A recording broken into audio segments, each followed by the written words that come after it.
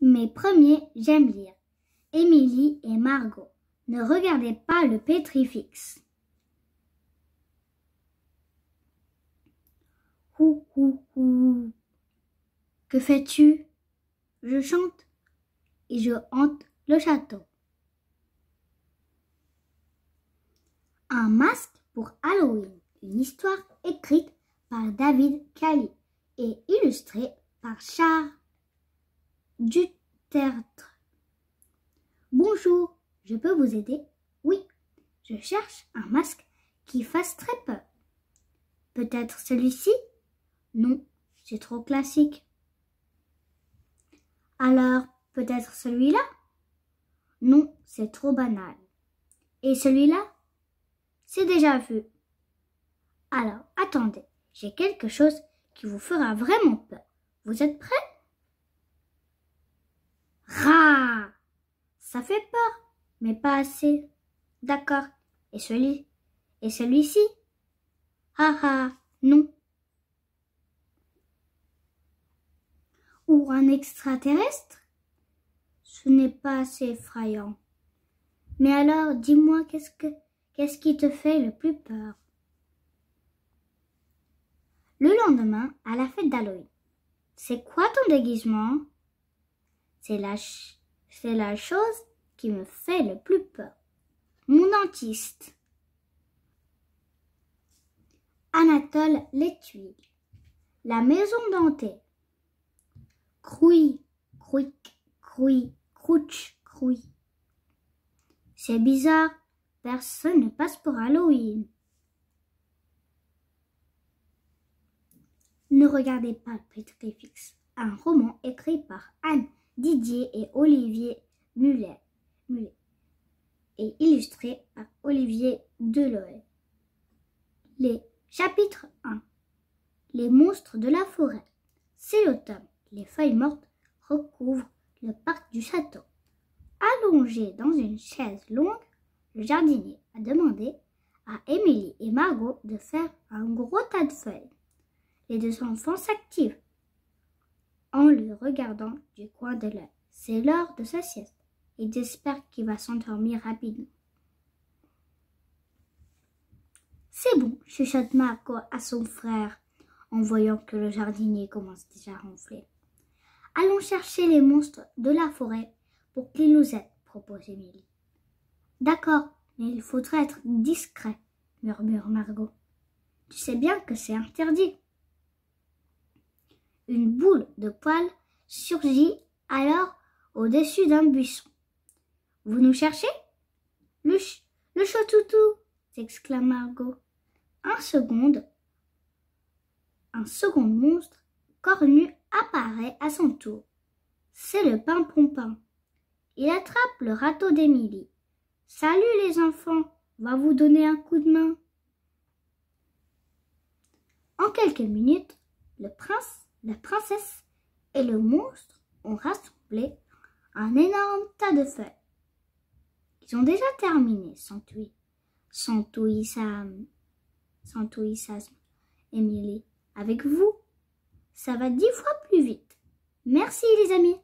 Soudain, les enfants et les monstres s'immobilisent, stupéfaits. Dans la chaise longue où dormait le jardinier se trouve une statue qui lui ressemble comme 2 gouttes d'eau. Oh non, chuchote le Pimpon d'un air catastrophé. On dirait qu'un pétrifix est passé par là. Les enfants inquiets regardent leurs amis. Un pétrifix? Le chat-toutou murmure. C'est un monstre qui change les gens en pierre d'un seul regard. Chapitre 2. L'œil du pétrifix. Émilie, Margot et les monstres s'approchent du château. Ils découvrent les gardes, eux aussi changés en pierre. Émilie pousse la porte prudemment. Le bâtiment est étrangement silencieux. Margot est inquiète. Vous croyez que tout le monde a été transformé en statue? Même nos parents? Le chat-toutou la rassure. C'est possible, Mais si on réussit à se débarrasser du pétrifix, tout redeviendra comme avant. À cet instant, un léger psst se fait entendre. Le Chotoutou tourne la tête et un monstre plein de tentacules surgit de sous l'escalier. Le pétrifix, hurle le Pimponpin. Le Chotoutou n'a pas le temps de détourner son regard. Un éclair jaune jaillit de l'œil de l'horrible pétrifix et le transforme en statue. Les enfants et le Pimponpin se précipitent dans l'escalier pour lui échapper, mais ils sont poursuivis par le pétrifix qui siffle. « Regardez-moi !»« Non, surtout pas !» crie le Pimponpin aux enfants.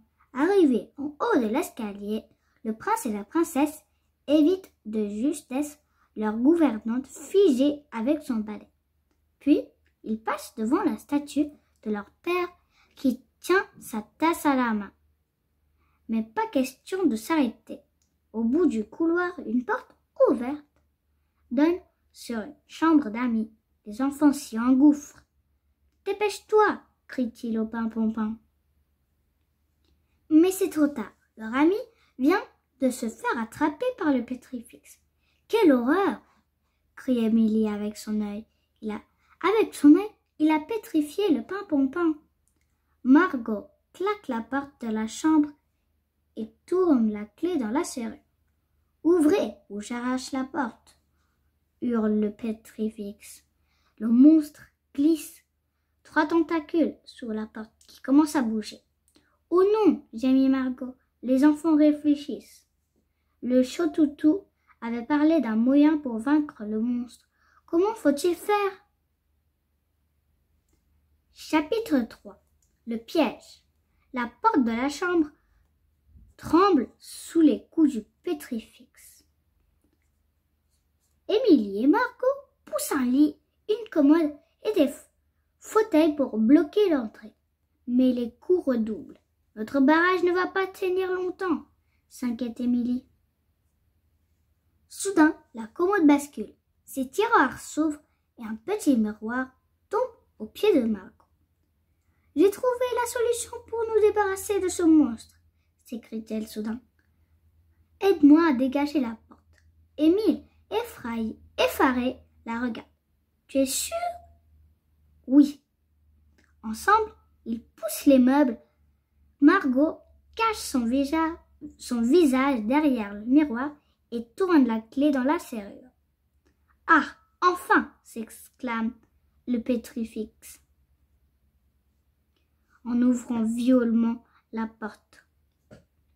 Un éclair jaune jaillit aussitôt de l'œil du monstre. L'éclair vient frapper le miroir et se retourne contre le pétrifix. En un instant, le monstre est changé en une drôle de statue, complètement inoffensive. On a eu chaud, souffle Émilie. Les enfants, encore tout tremblants, sortent dans le couloir. Les habitants du château recommencent à s'animer. Émilie et Margot sont soulagées d'entendre leur père s'exclamer « Comme c'est bizarre, mon café est glacé !» Ils sourient, même au grognement de leur gouvernante qui gémit « Aïe, j'ai une crampe dans le bras !» Les pouvoirs du monstre ont été annulés et, au château, personne ne se souvient de ce qui est arrivé.